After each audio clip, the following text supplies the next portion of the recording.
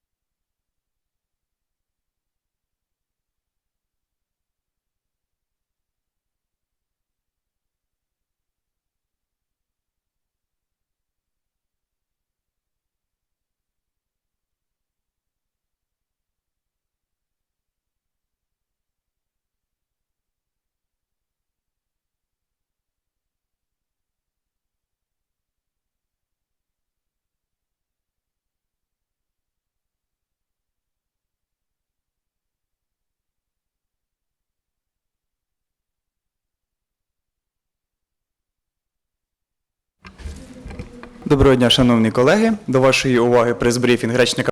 Good afternoon, dear colleagues, and now press briefing of Andriy Lysenko, Presidential Administration spokesman on ATO-related issues. Good afternoon, dear colleagues. And information on events in the ATO area is to your attention. In Lugansk area, ceasefire is fully observed. There were no armed provocations, and according to State Border Guard Service, there was one flight of enemy drone at the altitude of about 1,000 meters. Border Guard provided this information to the Air Force divisions. At the same time, on the 1st of January, in Donetsk area, illegal armed formations carried out provocations in the region of Donetsk airport near Avdiivka, Opetna, and Pisky, and in the western and northern suburbs of Gorlovka.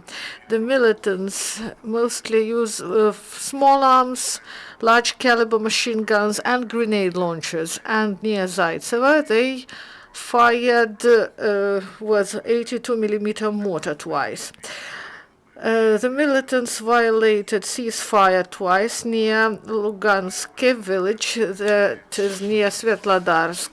In Mariupol area, the militants used small arms twice. It was precision fire at the position of ATO, and also they used grenade launchers there.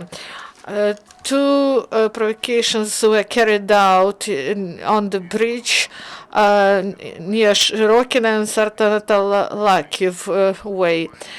During the last 24 hours, in the result of the military actions, no serviceman was killed and 2 were wounded.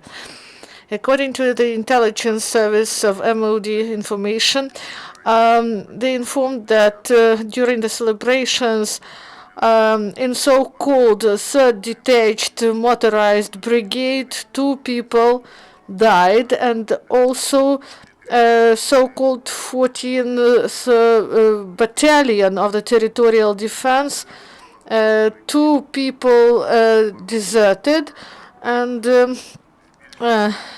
are a lot of addresses to the hospitals from the militants.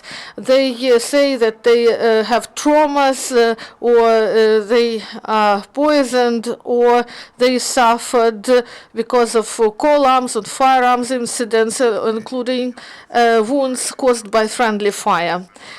ATO Special Operation servicemen liquidated a channel of enemy propaganda that was placed in Vilhove village in Stanichno-Lugansk region in Lugansk Oblast.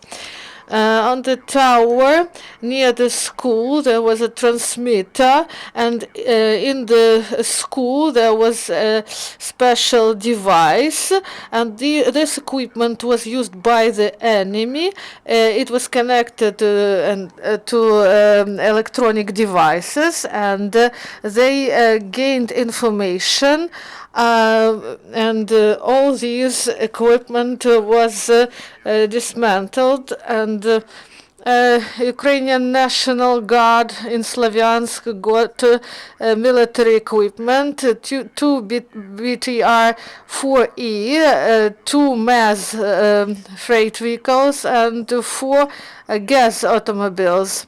And they now took their positions, and they will be used in the military tasks. That is all information for today. Please, any questions? And Rina Bresnitska, according to the information of OSCE near Katerinovka and Gorlevka, they observed prohibited weapons. Is it true? Some artillery systems were placed there. Is it true? There is a lot of information. Our intelligence service provide a lot of information to OSCE, and in some regions, if we have some information on illegal weapons, we inform OSCE observers, and they can go there and they can verify this information. Sometimes they cannot get an access to these places. There are reasons for this, and the enemy just withdraw this weapon and they can find it there. But 90% of information on the weapons, they are forbidden by the Minsk agreement. This information is provided by Ukrainian side. And there is also information on the fact that the militants violate the rules. They use alcohol, they fire at each other. Can you go in more detail on this?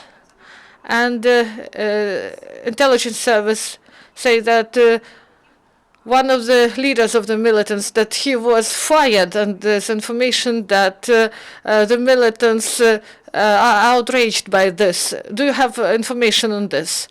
And can you tell me about the place? Where did it happen? It's about...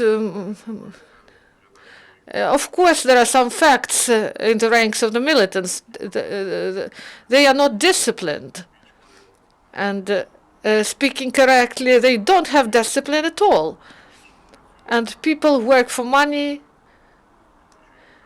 because they need to earn something, because they are promised some money by their Moscow curators, but there are many instances when people desert, they leave the ranks of the enemy, and they try to hide in the territory of Russia, or they go back to Ukraine, or they use the program that is called Return Home, that is carried out by our side.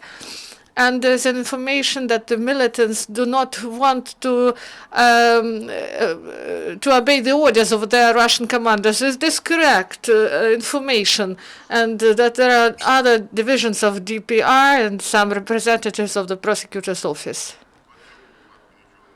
I don't have information about this incident, but I can assure you that there are many instances when among the militants there are some armed conflicts.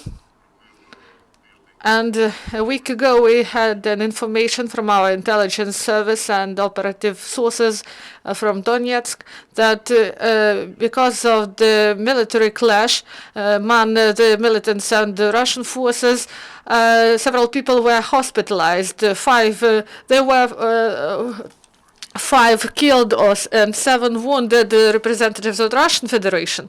So they all want to get something to gain from the situation. Some equipment is brought to the territory of Russian Federation, not only equipment but also metals. They also cut lines, electricity lines and railways, and they just try to gain something they want to earn. And can we say that Russia no, Russia don't allow these people to leave. Russia just should stop financing, and they shouldn't provide equipment for them. But we see that from the side of Russian Federation, ammunition and oil and fuels also brought from Russia, and weapons and everything that is necessary for the military actions. Everything is provided from there. Thank you. Anna Miroshnichenko, Fifth Channel. Aidar writes that they have one person who died on the 1st of January. I said in the course of the military actions.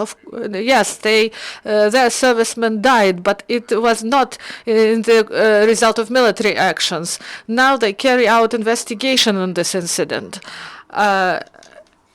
So the conditions in this situation, criminal investigation is started. If the person was killed, so we have a special report on this, and we inform you on this. And if there are some cases of death, not in the course of the military actions, so in some conditions when they mishandle arms, for example, so this is not military actions casualties. There are, of course, some instances. What happened with this person from Aidar? We don't know. Now investigation is on the way. Do you have some other questions? No, thank you. This is all for today.